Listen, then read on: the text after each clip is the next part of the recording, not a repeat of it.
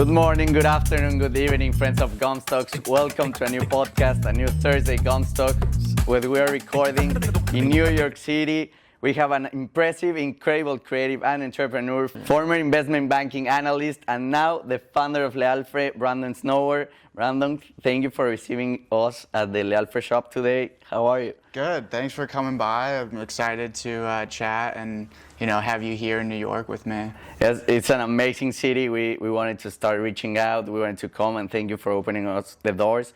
We like to start with the same question every time because in this way we see how life makes the paths different in every guest's life. You're from Chicago. You told me right now that your mom is Peruvian. What did you want it to be when you were a kid? I played a lot of sports. I knew that I didn't really want to be a professional, or I couldn't be a professional sports player, just being my height, playing basketball. It's super competitive, but I played that my entire life. I really wanted to be, I don't know, I like music. I wanted to be a producer at one point. I liked clothes. I didn't know I was going to own a clothing brand. I liked banking, business, finance. I always wanted to be that guy doing deals and making deals. So I don't know, there's just a lot of things that you're inspired by growing up that, honestly paved the path of where I am now. You have a great background in finance. You went to Santander, then you moved a little bit. Why did you go there in the first place? Where did this interest come from to go to investment banking? I think growing up, you watch all these movies, you have Gordon Gekko, you have Wall Street, and I was really just inspired by that lifestyle and that kind of trajectory of life. I really liked the business, the proper men's clothing, making deals, shaking hands, traveling around the world. So I thought that was an interesting path for me. Granted, it's not what it is now, like the 80s and prior, but I was always interested in it, and a lot of my friends did it out of college, so that's where I ended up in New York. Did you like it? Because it's a very difficult path, and you need to have a lot of technical knowledge. You have to spend a lot of hours, and I also went to finance. I'm a finance major, but I have this thought that a lot of people go to finance because of the money, not because they like it. Right. Did you like investment banking? I liked it. I actually didn't study investment banking or finance in college. I studied something that was a little more qualitative, psychology, and I just knew that I wanted to do banking, and so I had to study on my own and figure out how to even read financial statements or balance sheets. And so I just worked towards that and felt like I was going to do that for the rest of my life, to be honest. I was super excited. I would stay late, get up early. I was always the first one in the office, turning on the lights, one of the last ones to leave, and really treated it as my life. Like, if you do something, I always feel like put 110% of your energy towards it, and that was banking for me. And as I did that, it kind of just became a natural understanding of, hey, I'm interested in here, I like this, I'm inspired by these things, and it really had nothing to do with banking. So I just kind of felt like there was something else that I needed to do, but I didn't know what. Well, and meanwhile you're in banking, how do you kind of see to scale up in the ladder? Because it's super difficult. You have being the first in the office, being the last, and also the hours in investment banking, especially in New York. Everyone wants to get that promotion, get that bonus. How's the IB panorama, especially from New York? How demanding is it to climb the ladder up? It's pretty tough, I'm gonna be honest. It's very competitive. Every year you have a group of people that are 22 that are on the same level, and it's really a matter of how can you stand out, how can you work with certain people, how can you network, right? Taking business or taking conversations and coffee chats to another level of initiation. It's kind of like you're almost a mini entrepreneur in yourself, of promoting yourself and branding yourself so that you could climb up the ladder. Obviously, you have to do a great job. Mm-hmm. And for banking and for me, my whole idea and philosophy was work harder than other people and do your job, be humble, and try to meet as many people as possible. And if you do that, I genuinely think that, a lot of people could do a lot and where they want to go in banking, but it obviously takes a lot of effort and energy and just really commitment. And in which point did you say, this is not for me? I would say I was pretty quick, kind of. I'd say like 6 to 7 months. Like this? I mean, 6 to 7 months in banking feels like years. Like 2 years? Yeah. But yeah, it was pretty quick. And after that, it wasn't an instantaneous, I'm immediately going to try to pivot and switch jobs. It was a gradual growth of talking to, my family, my dad, and just figuring out if this is an actual path for me. And then once I started to really realize it, then I started trying to create new opportunities for me, whether it was talking to different people in different industries on LinkedIn, watching YouTube. Meanwhile, you were there. While I was there, right? Okay. I would actually do interviews at different companies in marketing and branding agencies, because that's where I wanted to go. I kind of figured out I wanted a little more creativity. And so I would go to these companies and say it was a lunch with my family in town, or I would say it's a doctor's appointment. And that's how I'd get out of, because you can't just leave, right? Especially as an analyst, you're 22. Yeah, you're there. If someone needs something, you do it, and you do it right then and there. So to have these excuses, that's still prevalent, I think, now in banking, I would assume, even though I'm not in it. How do you think about the job market as it was when you entered in against now? Do you think it's tougher, and how it has changed a little bit from when you entered? I think it's always going to be tough. There's always going to be so many people in industry, especially investment banking or finance in general, that people want to be in, right? It's still a great career. I'm happy I did it. I've always said, and I've always been extremely grateful that I've actually experienced that, because it actually has built me up and helped me a lot, reflecting back on it, to what I do now. Okay. And where did your connection with fashion begin? Like, investment banking, there are like finance bros, there is all this Patagonia vest, all like the anatomy of a finance bro is the Patagonia vest, great pants, great shoes. Right. But how does this connection to kind of attack a specific niche between London, between New York began? Yeah, I mean, it goes way back of just how I grew up. My mom, like I mentioned earlier, is Peruvian and Italian, so I definitely grew up in a household that had a different culture than most Americans in terms of communicating, how you view life and perspectives, how you talk to people, and how you dress is a big part.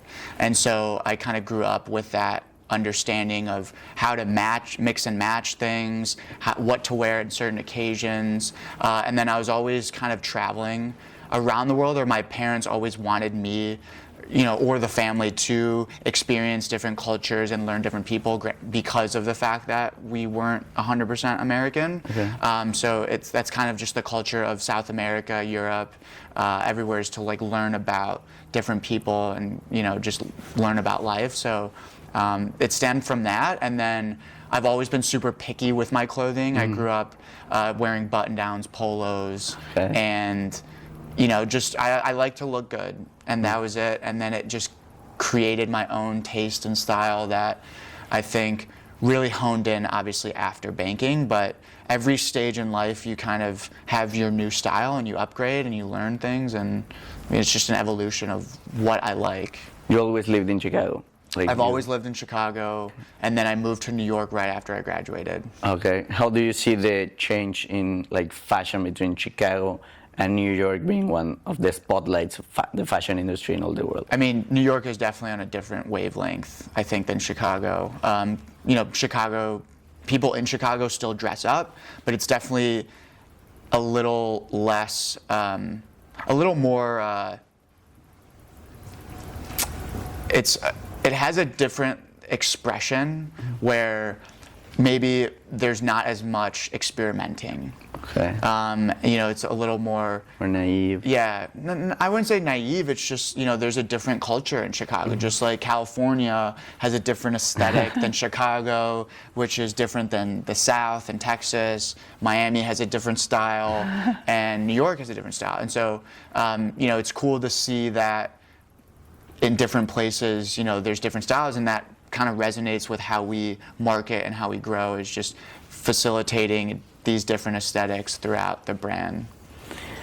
When was the transition between IB and founding Alfré? Because I think there was like a little gap, like a 6-month gap. When you stepped out of like your comfort zone, because I mean in IB it's well known they make great money in change of a lot of hours you have to put in. But what was the decision or series of decisions you made to start taking another path and making different? Yeah, I mean, it's a tough decision. I get people coming up to me all the time asking me how to actually make that switch, because it's not easy, right? It's not like you can just wake up one day. People think I just wake up one day, or other people wake up one day, and you're just automatically telling yourself, all right, that's it. I'm done. I'm going to quit. That's, make a brand. There's a new pivot and there's a new path that I'm going on. No, it's a gradual process. It's a lot of reflecting. I was talking to my dad every day of just, what do I do? What's the right decision? I'm not waking up, or I'm waking up every day and I don't want to go to the office. Like, if that's not an indicator of doing something else, then I don't know what is, right? And I feel like a lot of people get stuck in that cycle of, you get good pay, you're 28, you're 29, you're 30, and now it's too late.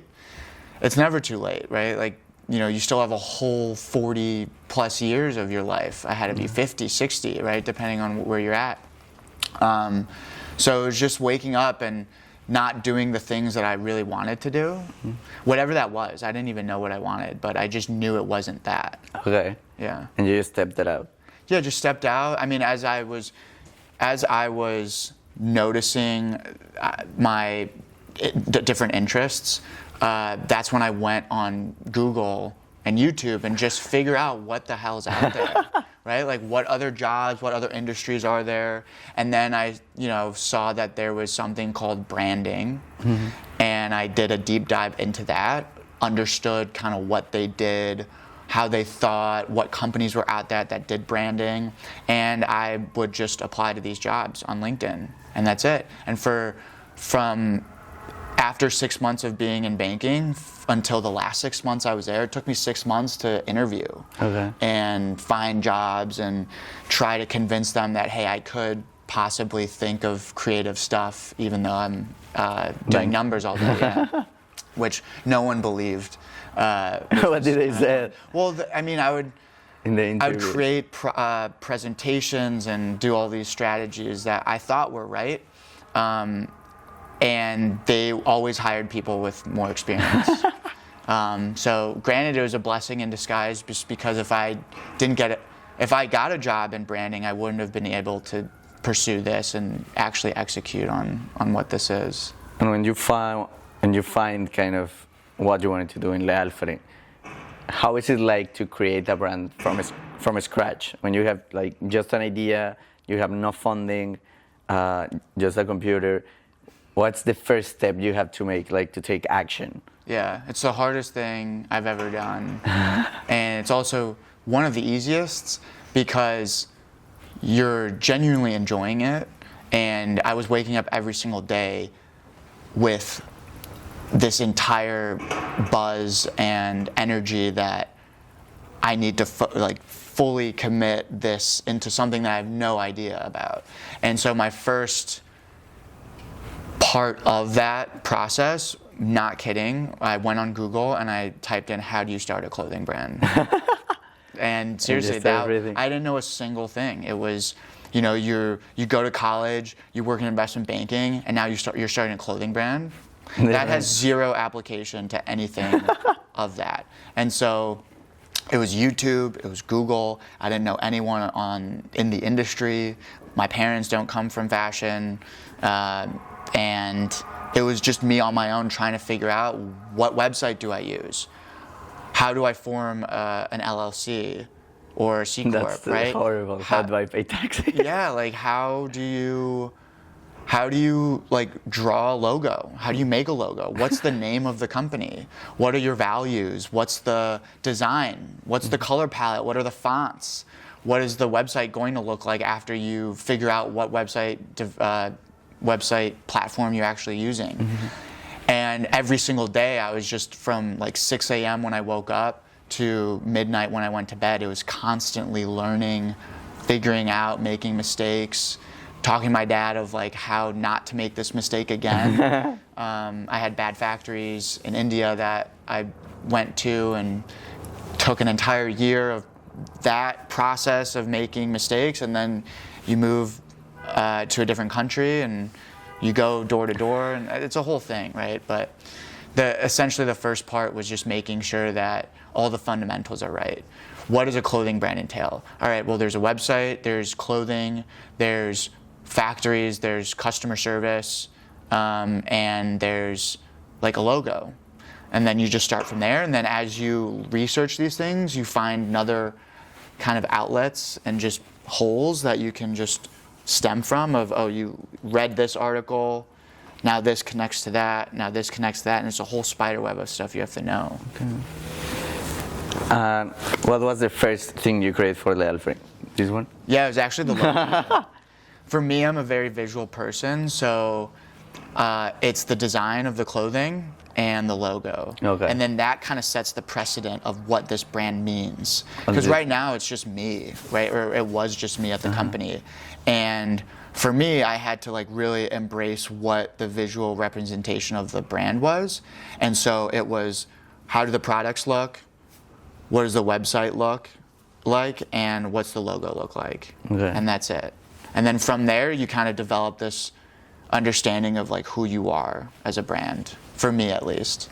When I was 15, I kind of created like a little brand making t-shirts and some hoodies. And also the first thing I created was the logo. It was kind of like a lion biting a G of gums. Yeah. But it's super true that what you portrayed at the beginning and in the logo has to kind of tell without knowing what your brand is about. Right. Yeah, and it's a big thing for me. I think I've always been a logo person, not like necessarily wearing it, but I've always enjoyed logos and looking at things that are really beautiful, that you can look at something like you said and just understand a little bit about what this actually is in a direction that you would want them to. So this guy, Alfré, he's it took like a month to draw him. Okay. I'm not an illustrator by trade, so I was just always playing around with stuff, and this guy came out, and he still stands today. And how do you then you were already in New York City. New York City is expensive. How do you see, okay, I'm kind of investing in this, but I also have to live in this big city that it's the most expensive city in the world? How do you manage that start of the brand? Yeah, I got really fortunate because I started during COVID when the government was subsidizing, just payment of whatever you wanted to, right? So that was basically paying for my rent plus my groceries, and that's all I did, just cook and work, and I kind of still do that. So it hasn't changed over 3-4 years. And now you have here the warehouse. Yeah, now we have a store. I mean, we're still working, right? But we have a store, and we have a team, and we're hiring interns. So it's a cool kind of process of just understanding how to grow. How was this process of creating a team of you, of not fulfilling all the necessities that Le Alfré needed, and how was that start like talking to people to join the Le Alfré team? Yeah.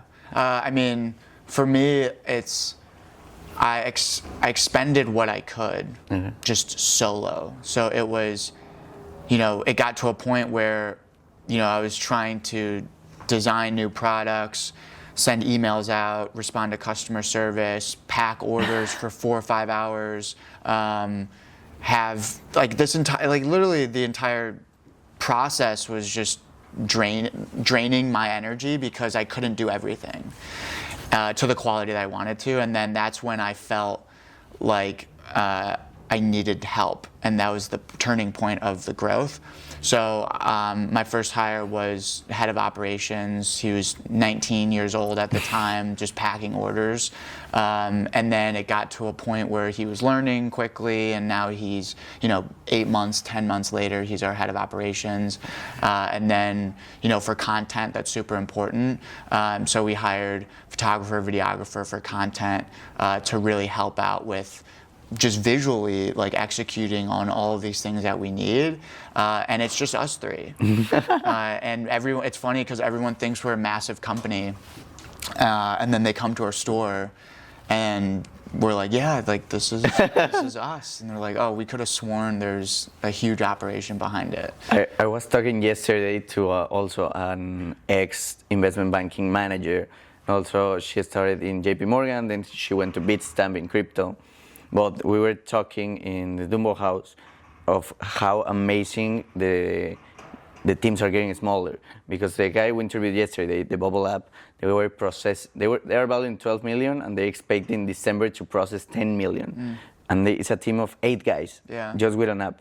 And you guys are a team of 3. Right. So I was talking with this girl about how all the teams are getting smaller with AI, with all this technology, and how it's gonna impact a lot of jobs and people, and people outside, because it can be like you can get to the Alfré thing and you don't think it's just 3 guys. Yeah, and for me, it's always been, and this is where investment banking and finance comes in, where I'm really appreciative of a lot of the things that I've learned through that, where you learn to be efficient, you learn to maximize your time and your energy and your resources to get the job done. So for me, it's, all right, how can every single person maximize what they need to be doing? And we all do it together. And a lot of people and a lot of companies, I feel like, don't really have that full understanding of, you don't need 10 people to do what 3 people can do, right? And it's kind of this notion of just we're all working as a team, we're all collaborative, and we're figuring it out together. And that is better than, everyone kind of just siloed out and just doing their thing. Working now in New York, how do you compete in such a big city? A lot of competitors in each corner. You have a new shop, a new clothing store, and also well-established names and brands in not only New York, but have grown from New York and in all over the world. How do you compete in this city? That's a good question, and it's a huge challenge and it's a huge obstacle. I'm not going to sit here and say that we're crushing it, everyone knows us, and that is a thing that just as a small business you have to overcome. There's businesses that are huge, big, iconic in their space, but at one point they were small businesses. And so you kind of have that belief and confidence in yourself to just stay true to your vision, your values, your design, and be authentic to the brand, and make people want to feel like they want to be a part of it. And if you continue to do that, keep improving and getting better, then hopefully 5, 10, 15 years down the road, it becomes a big iconic brand. And with creativity, it can be, I don't know, how do you manage the marketing the company? Because I don't know, there is this term in Spain, it's like war marketing, where there is this example of the McDonald's convention. It was in Barcelona, and there was this little business of burgers, and they put like tags in each room of the W that all the convention people from McDonald's were staying. They were like, oh, you have this discount, and they kind of went in the hotel, and every people from McDonald's had a tag of the competition in Spain. Oh, wow. And they got a lot of orders. So in Alfré can make sense to try something like this. I don't know, in the Ralph Lauren store you can put a little bit of Alfré, a little one of these guys, kind of like to transfer also. The guys that are going to Ralph Lauren to buy can also see your brand and see like, oh, these can be the same. They have interesting pieces. What do you think about your marketing going to compete this? There's a lot. I mean, For us, it's always, let's just focus on certain things that we can test, and if we can get it right, then let's be really good at that. Right now, I think have a strong suit in our ability to create something that really resonates deeply with an audience, that really cares about community, quality, craftsmanship, and we're really marketing that. We work with some of the best fabric shirting mills, the best shirt maker in Portugal. We do things exclusively in Europe, and it's really that kind of understanding that people want quality, people want good clothes, they want to look good, feel good, they want to live a good life. And if we can express that in a way that really emotionally connects with them, that shows that we actually care, because we do, then let's continue to do that and improve on that. So whether that's throwing parties in New York, whether that's having them come here and have a martini or a whiskey and just chill and shop. We get guys coming in here for 4 or 5 hours with their friends just on the couch talking about stuff, and we're talking with them as a CEO, founder, and an executive team of, we're here with you. We're not that brand that's not going to take time out of our day to be and connect. To connect. How is it creative? How many pieces do you have? Like how many products you have? Right now, we started with 4. Okay. There's 4 shirts. This is actually one of the original button-downs, contrast collar shirts that we started with, and we've expanded that to gilets, rugbies, t-shirts, bags, hats, card holders. We're working on pants for next year. I'd say we have over 70 products. And how's the creative process behind each piece of clothing? You were telling me right now something that is coming on. How do you take ideas and then put it in a tangible way? That's everyone's kind of secret sauce of everyone has their own way of designing. Everyone has their own taste and palette. When you look at designers, I feel like there's no real one answer, because you're inspired by things that you see that maybe has come to life through your past experiences. I was in investment banking. I used to wear certain clothes that my mom dressed me in. I had a different taste in Chicago, that moving into New York, I saw a different perspective. You travel the world. I had the opportunity to study abroad, so I went to, and I haven't been to Paris yet, but I've been to Prague and England and Italy. So it's taking all these things and just really figuring out what your style is and just exuding that into a brand concept and into marketing. But in this process, you show me like you take pictures out of people in the people in the subway, people in the street, and then you put kind of like a brainstorm. Can you navigate us a little bit through that? Yeah. So I've learned just as a designer, there are certain ways that I feel like helps me design. It's just my process, and one of my processes is if I see something, I take a picture of it, and that immediate spark of what I like about it is probably your most truthful, authentic version of what that's going to be. So if you like a color, I'm automatically thinking of what that color is going to be used for. Okay. It could be next month, it could be 5 years from now, it could be in 10 months, right? But having that initial understanding right then and there, I take a picture or I take a screenshot online. It could be a color, it could be a pattern, it could be a design from a different brand. And you look at that and I automatically put it into a bucket in Google Drive or in a folder on what I think that exact detail is going to be for the product. The final product. For example, if I like that little detail on the shoulder, right? Which actually looks a lot like our fall-winter that we did last year. It has the exact same, but it's a long sleeve. Yeah. So I would take a picture of that, and I immediately, whatever my first comes to mind of what I think that little detail would be used for, I put that in the product folder of what that specific product would be. I keep it in there, and then when we need to make a certain product in that category, I'll look at the entire design, and things change, right? Like there are times where I take a picture and I don't like it because my design and my taste has changed over time, and you're always trying to develop and iterate and improve, and the brand always evolves and your taste always evolves.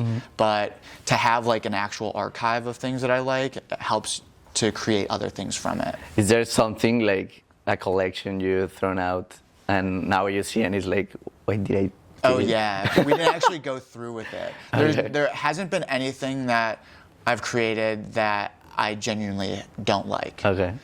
I will never create anything I don't like, and I don't think that other people would like. But you can like it like now, or in 5 years you can say like, Oh yeah, I mean, we've done shoots, we've done so many things where maybe even it's furniture, right? That I'm like, oh, like we're not using this for the next store. But yeah, it's always a process, and you can't. If you say that every single thing you've done is great and it's the best and it's not going to get better, then there's no point, because this cycle of life and creativity and branding and building a company is never perfect. and how do you have been learning about fashion design? Because it's also big industry. It can get super technical, but it can get all. I mean, you have to understand all the colors, all the Right. patterns, all about the stitches. Like you can use more knowledge in how to translate your vision. How has been you learning all these processes and these technicals about the fashion industry? Yeah, it's either doing research on my own, where I'm online and I'm looking at different ways of creating knits. Like for example, there's so many design and trims and details about knitwear, that whether it's the type of loom that you have it from, the gauge of the knitting, the weight of the fabric, the style of everything. And so it's a process of me learning it on my own and taking time out of my day to learn it, and then asking our suppliers and our partners, right? They've been experts at this for decades, right? Like our shirt maker started in 1946. That's 76 years of making men's shirts. I would assume that they're way better than I am about making a shirt. So what it comes down to is just taking that understanding of like, I don't know everything. You have to look at yourself in the mirror and say, what can I improve on? What can I learn? And it's talking to an expert that you work with and saying, hey, I want to know what this little thing is here. What is that called? And it's that process of just having that relationship and making sure that they're as invested in your success as you are with them, because at the end of the day, it's a partnership. It's not a one-way street, and that's how we view all of our partners in our relationships, with every business that we work with, and that's the process. So, for example, we're designing pants for next year. Okay. I have no idea how to make a pant, right? I believe we can make one of the best pants in menswear. I truly believe that. I had that idea with shirts, and I think we have some of the best shirts on the market in menswear, and people wearing it would agree. And pants, it's the same process. So we're working with Pant Factory in Portugal that is amazing at pants. And so it's me asking questions of, what is the sizing of the inseam, how does that impact the waist, right? We get a sample, and now there are certain things about it that I don't like, then now it's asking them again of like, how can we make this look this way, that I'm trying to figure out. And then it's an evolving process. And then the trends, because it can be, I don't know, 2 or 3 years ago, they had to be more skinny. Now they're Right. a little bit baggier. They go back to be skinny. Yeah. So also to navigate, that's pretty interesting. And to have all these processes, these guys in Portugal, have you accepted any funding, or you have outside investors, or have you like evolved this brand and had more money, or just sales organically? Yeah, I mean, the first 2 years was bootstrap. Okay. It was $30K in my bank account. Because granted, I only did 1 year of banking, and you still have to pay rent in New York. You still get taxes out. And so $30K, and I wasted probably $10K of it because I had a bad factory in India that just was not great for what I needed. Not to say that factories in India, they're great factories in India. I just didn't have a great experience with them. my process. and then you find out who your partner is, you get the sample, you get the inventory, and then now it's, all right, what do you do? $20,000, you don't have ads to spend. You can't just blow that out. You're paying rent in New York. I'm eating groceries. I'm not going out. I'm not seeing friends. And it's really just that process of how do you grow something without any money. So I would do pop-ups in New York where I'd find the cheapest little space anywhere in New York in like a good area, Lower East Side, Tribeca, just any place that could be a target market or just accessible, right? You're not going to do something, all the way in Bushwick when your where demographic potentially is in Manhattan. And I rented out. Our first pop-up was $700. Just doing the pop-up. One day, $700. And so it's that understanding and process of, all right, you have $700 that you're going to throw just for one day. And you don't know what's going to happen. You don't know what's going to happen, so you're promoting it. I'm texting all my friends. I'm DMing everyone on Instagram. I'm adding other people on LinkedIn that I don't know to hopefully see that I'm throwing a party, right? And there are certain scrappy tactics that you can do for free that are time consuming. You might get like 5 people, but 5 people going to a party when you have no one, that's 5 people, right? So it's kind of just that process and evolution of just being scrappy and hustling. It's a hustle, it really is. Because now you have a lot of followers on LinkedIn. How did you grow up all your people on LinkedIn? Just like texting, inviting them? No, just being active. I think for me, it's how can you put value into the world?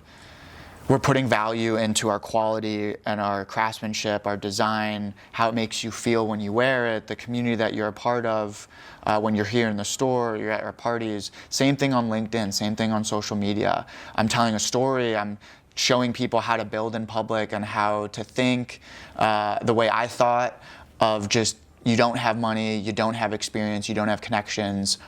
What was that process like, right? Like, I love talking to people, having this opportunity to talk on a podcast because it could inspire people and it gives people insight into maybe doing something that they want to be doing.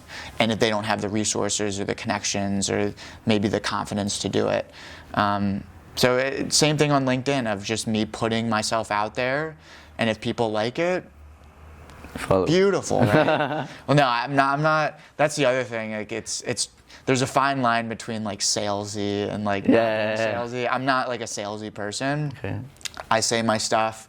If people like it, they like it. If they don't, then go to the next person because maybe something I say isn't as impactful or doesn't resonate with you as much, right? Like, everyone has their own story.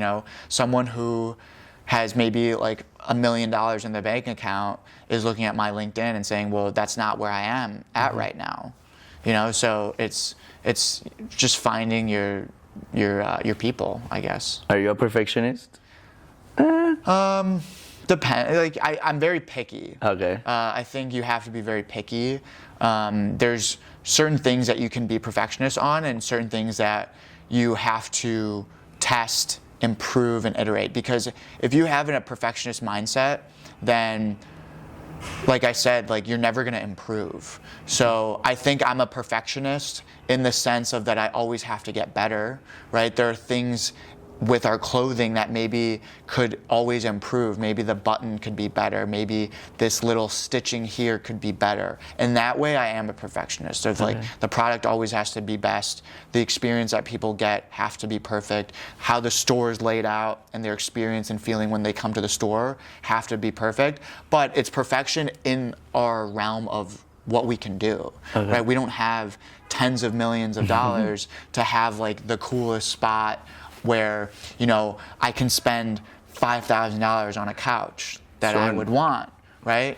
Everything here is on Facebook Marketplace. It looks beautiful, and I do think it's one of the coolest spots in New York. It's amazing. but it's what we can do from it. And I think that's that mentality of always trying to figure out and be efficient and be cost effective, and that's where the finance kicks in of, it's not worth it to spend $5,000 on a beautiful boucle couch. Let's get one for $300 that looks like it's a couple thousand, and then when we have the means to do that, then we'll upgrade and then we'll get it. But it's always in the back of my head, like, this right now is perfect for what we can do. The point you're right now. Right. Next February you will have 3 years with Alfré. How did the road look when you started, and how it went to now that you can look back and to see all the challenges you have passed? It's different challenges. It's, in the beginning it was just, all right, how can you even find someone that's going to help you create a product, right? Where you're just trying to even get the company off the ground, or maybe one person to look at it without anything. And so now we have a team, we have some resources that we can spend on. Now it's how can we level up so that the people that we have, the community, continues to come back. We also get more people that want to be a part of the community. And really just create an experience for people now that we are starting to get the ball rolling. How can we hire people that are in tune with our vision, that are passionate about what we do, and can help this thing grow? There's a lot of things, right? So it's the challenges are always there. It's just how to think about it and how to understand what those challenges are change.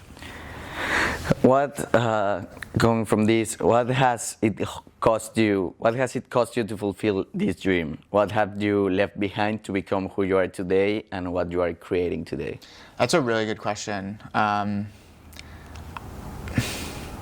a good question. I think you have to make a lot of sacrifices. I work all the time. If you're really passionate about something and you really want something to get done, you're going to do everything at all costs to make sure that it's there and it continues and it gets done.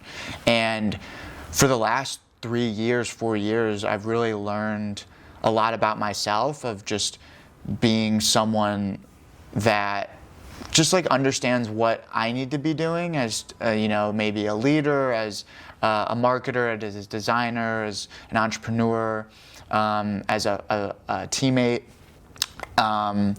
and you grow those skill sets as you go. But from a work-life balance, there's really no life other than that, which I'm totally fine with, right? Like, if it takes me sleeping on the couch for 5 years to do it, I'm gonna do it because I love this, and I want people to really feel good, look good, and live a good life through what we can achieve through that. I very rarely do I go out.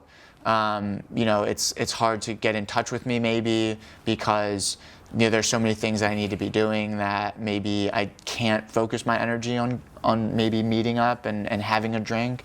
I try to, and I'm starting to get better at it. You like it? Like, you like go partying and that? I've never been a big partier, no.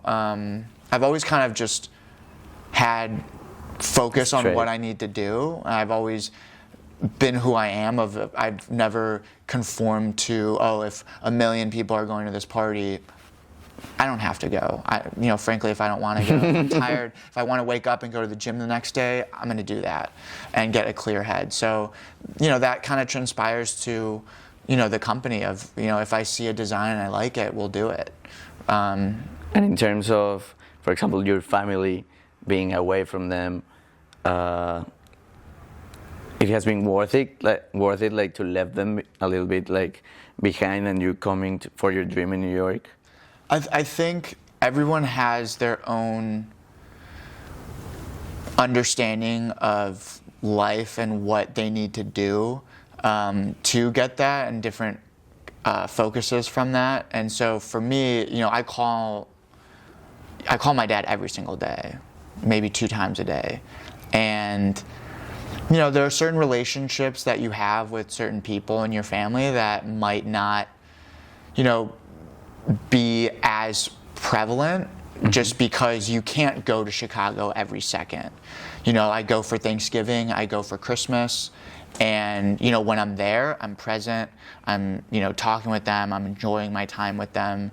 But you know, from a phone call perspective, from a FaceTime perspective, I keep them up to date as much as possible, and they see what I'm doing, they follow what I do. But you know, if you're doing something like this and you're really passionate about it, you're not always going to get the time of day to be able to do certain things, and you have to accept that and be okay with that for the longer term vision. And, you know, and my dad tries to come every time we move, every time we do a big thing, he comes and helps, and it's a cool feeling for him to help and just be a part of it. It's really close. Yeah, but again, like I call him every single day, so it's not like he's not here at all. Have you ever thought on giving up on the brand, like in these challenges? There was a point of you, I don't know, not selling, having problems, the time all your new shirts got wet. Yeah. Was there any thought at one point of the Alfré journey of you giving up, saying, I got enough? There's never been a time that I've given up, and there will never be a time that I will think that. There's huge obstacles that make you just want to go crazy, right? Like, I will say that for sure. And there's a million ups and downs. That's part of life. That's part of building a company. And it's just having that real grit and tenacity and perseverance and passion that's going to get you through those times. First year and a half, 2 years, that was that, where you sit in your apartment. I was doing this out of my apartment with a million boxes behind you to the ceiling, at your desk, really only eating canned tuna. My diet was canned tuna, brown rice, eggs, chicken, ground turkey, and maybe like smoothies, like bananas. Okay. And that was it. And I would just cycle through that. And you know, you see people traveling, you see people going to nice restaurants. Yeah, you wish you could do that, but I understood that I needed to do this, and I didn't have resources to be able to do that. So, yeah, there are times where you're just like sitting in your room, and I've cried a ton, right? Like it's something where you have to get through that, and you grow as a person mentally, and you figure out your ways and tactics to get over it and to persevere and power through it. But like I said, there's days, weeks where I would get 2 sales. Okay. That's crazy, right? Like, imagine doing, my first year I did $100,000. Okay. $100,000 means that you're doing 1 sale probably every other day. And it was you alone. Yeah, alone, right? And it's like you're just like constantly thinking, how do I get 2 sales? How do I get 3 sales? What am I doing wrong? It's a lot of that. It's a lot of what am I doing wrong? What can I do better? How am I going to do it? And those are the questions I still ask myself. Like, what am I doing wrong? How can I get better? What are the things that we can improve so that we can get more people to join? We could get more people at our parties. And it's always going to be that. Difficult days. There is this Chris Williamson famous clip that it's saying that every entrepreneur has passed these dark days when he's alone, when he doesn't match with his old set of friends, and probably you have watched it, and he doesn't match yet with his new set of friends because he's not winning the same amount of money, he's not making the same things. How or what? You have a story about one of those days, the difficult days that you said, okay, yeah. I wouldn't say days, I'd say months. Okay. That you're alone. Months. Yeah, man, it's brutal. It's tough. It's not easy. I think everyone experiences dark days. Maybe not everyone experiences dark days as an entrepreneur, but those dark days as an entrepreneur, to give you context, I had 6 cavities. Okay. In my teeth because I wouldn't go to the gym. I was just constantly eating like chocolate, desserts, at night, sugar, like not during the day, but at night, because like you're just thinking, you're contemplating, what am I doing wrong? Like, why you have a party and 10 people show up, but then now your dream and your vision is, oh, this is going to be a company where tens of thousands of people show up, hopefully, right, around the world. And then you have 10 people come to your parties. That disconnect and that kind of, it humbles you a lot. And it brings you up to, it breaks you, it builds you up to break you back down, right? And that's that never-ending cycle of you build yourself up. Maybe you have a good 2 days of sales. You're on top of the world, right? 5 people purchased a product, 2 years ago, and you're like, oh my God, this is the greatest day ever.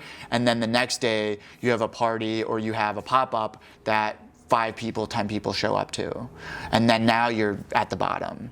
And then there are times, it's like this, man. It's a roller coaster. And there are times in that dark days, it wasn't a roller coaster, it was you're just going down, right? Where maybe there's 2 weeks where there's 3 people total that have purchased, and then something comes up where maybe the shirts, you don't have money in the bank, and then you're just thinking, and you don't eat well, you don't work out, and then everything kind of just continues to go down and down and down. You're looking at other people, you're comparing yourself to other people. It's a whole thing, and I think entrepreneur, it tests you on a different level. How do you enjoy and how do you keep the calm in the great days and in the bad days? Because, for example, the other day, especially like yesterday, I was with the guys, and this week has been one of our best week of anything. We had our first production with a client. We were in New York making a podcast that, I don't know, 6 months ago, we wouldn't never imagined it to be here. We had our best viewers, everything. And I was telling them, like, guys, enjoy it. Because probably next week, we're not going to hit anything. No one is going to answer to us. Just enjoy being here, because when it's going to go dark, we have to be still. We have to keep working. And how do you manage these great days and you chill yourself? Well, it's taken years, right? It's not something that you wake up overnight and you just suddenly can just power through anything. It's a process and a journey of breaking you down, and how do you combat that? What are your techniques, and what's your mindset? Because no one comes in and doing anything, right? Like, no one comes in with a mindset where you can just block anything off, right? The greatest athletes, the greatest entrepreneurs. I always will look at them, and I watch their documentaries, and I kind of try to figure out how can they get through these things. And I reflected on my own path and my own obstacles. And every time that there's an obstacle, you develop a better shield. And then, the shield gets stronger and stronger, and you're able to put up with more things. Your perspective changes. And now I'm at a point where, I'm in a nice position because it's taken years to build up to really understand and think this way. Amazing. All these parties is probably the most important part of Gomztalkz. It's the part where you see the real entrepreneur, the real struggles, and the real behind the scenes of every entrepreneur, that it's not the dinners, the parties, probably the money. It's the real part that is so tough. As I said, next you will have 3 years with February. You will have with Alfré 3 years in February. What's the vision for the future? Where do you want to take the brand in the next few months and few years? Yeah, the vision is really to inspire men all over the world, whoever interacts with us, to really have this clear enjoyment with themselves in life, right? A lot of people have dreams. A lot of people want to look good. They want to feel good. They have this kind of, they have this life that they want for themselves. And I think for us to help men really feel like they can live that life and look like it and connect with it in whatever way that they want. I think that's, if we can continue to do that and show that and create products that support that understanding, then that's all we can do. Our logo, Alfré, like this character represents just who you can be as a person, and this life that we represent is embodied through just that. And I think we get so many guys that really want to have this feeling, and I think is really special for us that we can have a huge purpose that extends beyond clothing, that we can really like affect change. Amazing. You're gonna do it 100%. I hope so. It's we're gonna trying. to close this amazing interview, the last questions. A lot of people work for material success. A lot work for personal or family success. Who do you work for? That's a great question. I genuinely work for everyone who's a part of this. We're focused on community. We really care about, like I said before, like inspiring guys, making them look good, feel good, live good. And if we can do that, and if I can wake up and help that understanding and journey of other people, that's all I can do, right? Like I said, I've slept on the couch for like a year, over a year. And I've sacrificed so many things, and it's not for me. Like I could care less about, a lot of these material things. It's genuine of, let's make great products. Let's work with some of the best factories in the world and partners that can do that. And let's inspire people and make them feel like they can really be a part of something, one, and two, live a life that they genuinely are happy with and makes them feel confident in themselves. And that's what this is. Like, that's what Alfré is. And that's why I made him into a cartoon, a character, not like a real person, so that someone can look at Alfré and Alfré can help them. Yeah, it's like, it's for everyone. So, that's kind of who I work for. Is just the brand, and I work for everyone that wants to be a part of it. Any advice for all the young people that are listening to us today on how to follow their dreams, or if they want to build a brand, which path should they follow? Because everybody and a lot of people say, "Oh, I'm gonna build a brand. I'm gonna do this." Is okay. There are a lot of brands, but as you told me in Boston, is we find a niche. Right. What do you say to another youngster that is listening on how to follow their dreams or the dream of making a fashion brand? One is, there's a lot that goes into it. I would say my number one advice is to actually take action. Everyone has an idea.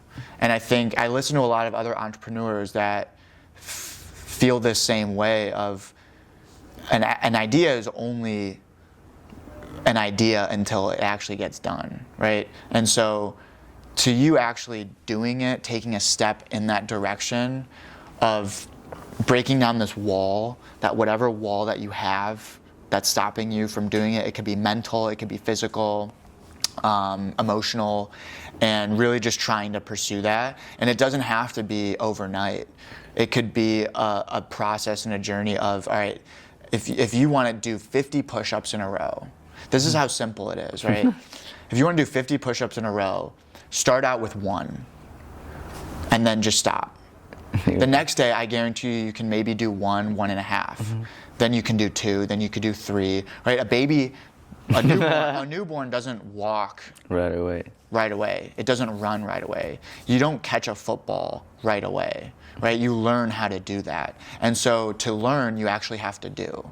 And once you're in that doing process, now it's, all right, be super passionate and work really, really hard. And if you combine those 3 things, that's really all it is, because you can do anything. And with discipline.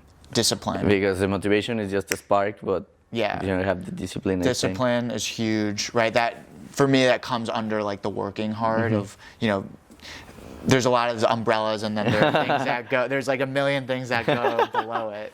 But, I try to be, just so that everyone can have like a baseline, just the big umbrella, big picture kind of philosophies, I guess. Brandon, has been an amazing interview, an amazing conversation.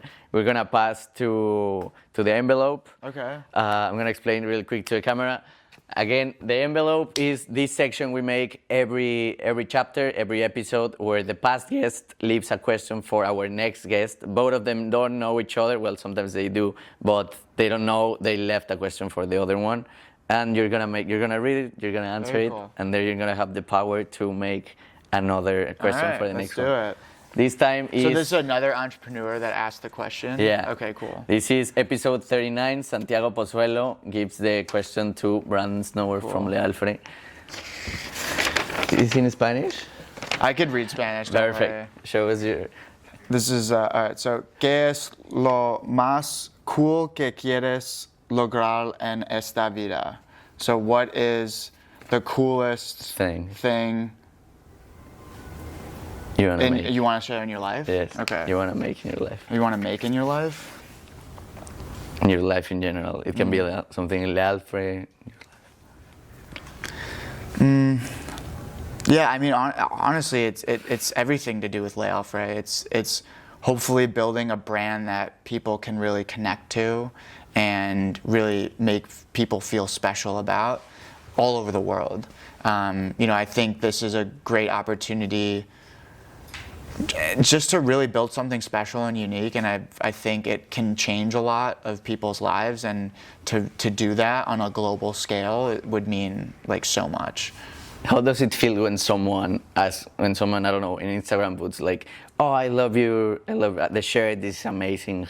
It's the best feeling in the world. I'm not kidding. We get DMs, we get 5-star reviews, we get people coming in here and saying to our faces, hey man, this product, how it makes me feel, how I've had so much confidence. I go to work and I get so many compliments on it. I go on a date and they say, oh, where'd you get that shirt? But it's like that's like what this is for. We're not selling products just to make money. We're like, why would you do like? For me, it makes no sense to create something that doesn't actually have impact in a positive way. Because then you're just like every other brand, right? That's why I started, because I didn't feel like I really connected to the brands that I purchased from and I wore, from like button downs and trousers and looking like elevated and cool. So that's probably my answer, of just really creating this thing and building a community on a global scale that people can really feel special and a part of. Amazing. Brandon, anything you want to say to the camera before closing up? No, this was a great interview. If you want to check out Le Alfré, we're a 3-person company here in New York.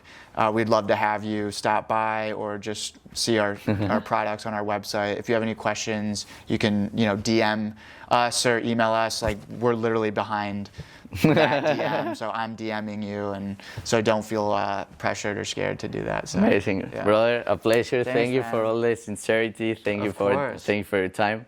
And guys, I want to leave you all the Le Alfré links down below in the tags in Instagram. In YouTube, you're gonna have the tags in the shop for their shop, and we'll see you next Thursday with another Gomztalkz. Thank you for joining us, and inspire and let you be inspired by others. Thank you.